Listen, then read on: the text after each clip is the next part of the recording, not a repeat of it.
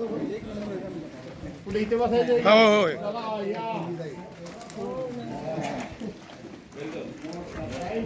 जे आहेत नागरिकांनी असा आरोप केला की हा जो रस्ता आहे हा तुम्ही जाणीवपूर्वक 2 वर्ष अडवून ठेवला होता, कारण ह्याच्यामध्ये एकतर ठेक्याचा विषय आहे किंवा ही मनोवृत्ती तरी ठेचून काढत नाही, हा तुम्ही जाणीवपूर्वक अडवून ठेवला होता.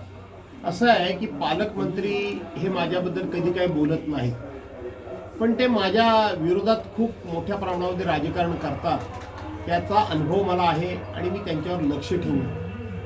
परंतु पालकमंत्री यांच्या एकंदरीत थापा जर तुम्ही ऐकल्या, पालकमंत्र्यांचं भाषण तुम्ही ऐकलं, त्यांचा खोटारडेपणा इतका खोटारडेपणा आहे की हे पालकमंत्री नाही तर हे बालकमंत्री म्हणण्याची वेळ आलेली आहे. अत्यंत बालिश माणूस आहे, अत्यंत बालिश. म्हणजे जो कोणी नेता येईल त्याला समोर धरायचा किंवा त्याचं नाव घ्यायचं आणि एवढं काम झालं ते तुमच्यामुळं झालं, हे काम झालं ते तुमच्यामुळं झालं, मी राजकारणामध्ये मोठा झालो तो तुमच्यामुळं झालो, मला जे काही मिळालं ते तुमच्यामुळं मिळालं, तुम्ही भेटलात असं तुमच्यासारखं बोलायचं, जगदीश भेटला की जगदीश सारखं बोलायचं, असं अत्यंत बालिश वक्तव्य करणारे पालकमंत्री आहेत. काय त्यांनी परवाच्या दिवशी एकनाथराव शिंदे उपमुख्यमंत्र्यांच्या सभेमध्ये सांगितलं की आता नवीन जिल्हा परिषद सदस्य जे निवडून जाणार आहेत त्या नवीन इमारतीचं काम आता पूर्णत्वात जात आलंय, ते तुम्ही एकनाथराव 100 कोटी रुपये दिलेत म्हणून ती इमारत होती. अरे नुकतेच ते अजितदादा 8 दिवसापूर्वी गेले, किमान काहीतरी जाणीव ठेवा, काहीतरी नैतिकता ठेवा. केलेल्या उपकाराची जाण तुम्ही कधीच ठेवणार नाही, पण गेलेल्या माणसाचा आदरभाव तरी ठेवा. त्यांचं भाषण विक्रांतनी, माझा मुलगा विक्रांत माजी जिल्हा परिषद अध्यक्ष म्हणून आता सगळीकडे प्रसिद्ध केलंय, त्यांनी त्या इमारतीच्या भूमिपूजनाच्या वेळेला याच उदय सामंतांनी भाषण केलं की हे विक्रांतमुळं, हे जे 75 कोटी रुपये आलेत ते विक्रांतमुळं आलेत आणि अजितदादांनी त्याला पैसे दिले म्हणून ही इमारत होते. तेच अजितदादा गेल्याबरोबर साधी त्याबद्दलची काही ना काहीतरी बांधिलकी, कृतज्ञता न ठेवणारी माणसं हे काही करू शकत नाही. आणि त्यांचे चेले हे महेश नाटेकर, खरं तर त्याचं नाव सुद्धा मला घ्यायला आवडत नाही. वास्तविक त्यांनी कळत नकळतपणे माझी ताकद मान्य केली. हा जर रस्ता मी अडवून ठेवला असेल तर केंद्रात सरकार कोणाचं, राज्यात सरकार कोणाचं, पालकमंत्री कोणाचा, खासदार कोणाचे, मी एकटा आमदार. याचा अर्थ तुमची सरकार किती असली तरी एकट्या भास्कर जाधवची ताकद आहे की त्याच्या मनामध्ये काय आणेल ते करू शकतो, हे त्यांनी कबूल केलं. पण महेश नाटेकर सारखा माणूस की ज्याच्याबद्दल आता गावोगाव लोक सांगतात येऊ नको बाबा, तू इकडे येऊ नको. गेल्या 8 वर्षापूर्वी 2017 म्हणजे 9वं वर्ष सुरू झाले, निवडून लोकांनी दिलं, त्याचं काळं की तोंड गोरं तोंड त्या भागामध्ये दिसलं नाही आणि म्हणून लोकांनी ज्याला घरी बसवायचाच ठरवलेलं आहे त्याच्याबद्दल फार काय बोलायचं कारण नाही. परत त्या सभेमध्ये असा एक आरोप झाला की ती आता जी देवखेळ सिरीजची चालू आहे, जे संकासुरावरती जो अभिषेक घेतलेला आहे, तो विषय तुम्ही आता राजकारणाचा म्हणून वापरताय, तुमच्याकडे विकास कामावरती बदला काही नाही. असा कोण गाढव बोलला?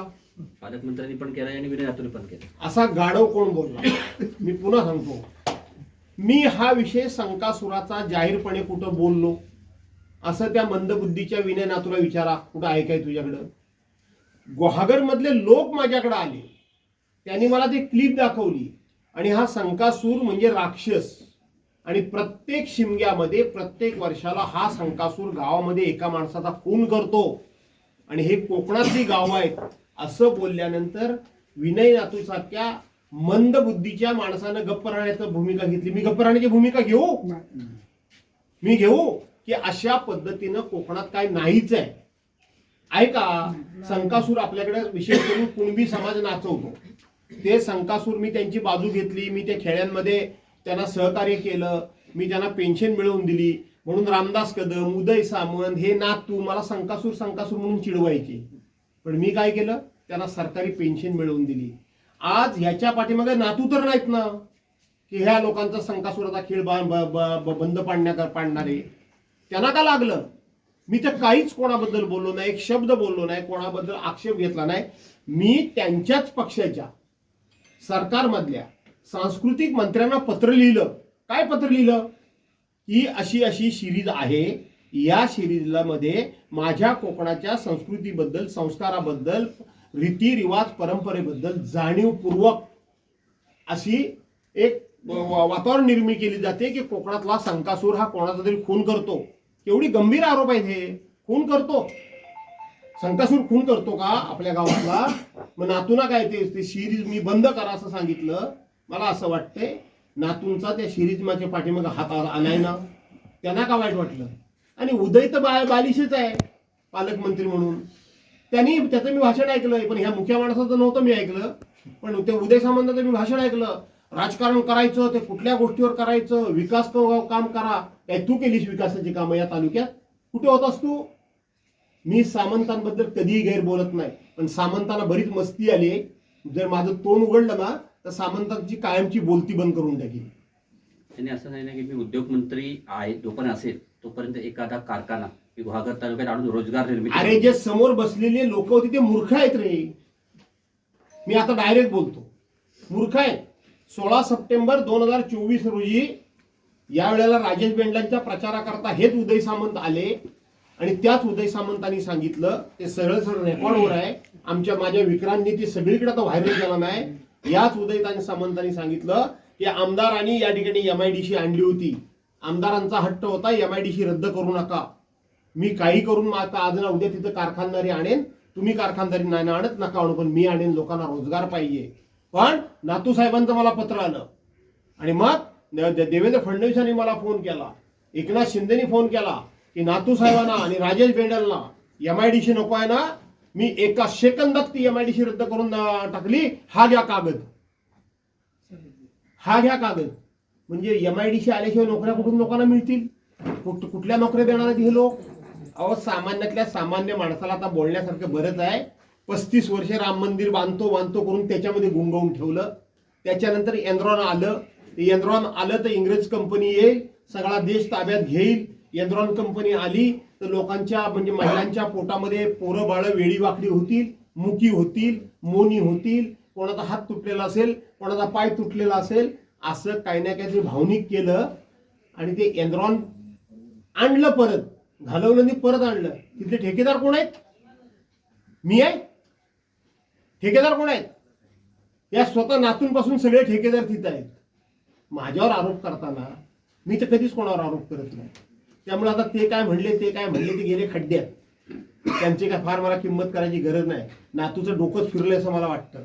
माझ्या आई बहिणीवरून शिव्या दिल्यानंतर सुद्धा त्या बरोबर कशा म्हणून सांगतो जो माणूस, टाळ्या वाजवतो माणूस, ज्याच्यावर संस्कार नाही, संस्कृती नाही, विकृत माणूस आहे तो विकृत माणूस काय बोलला त्याबद्दल मला प्रश्न विचारू नका. शेवटचा प्रश्न आहे, शेवटचा एकच प्रश्न.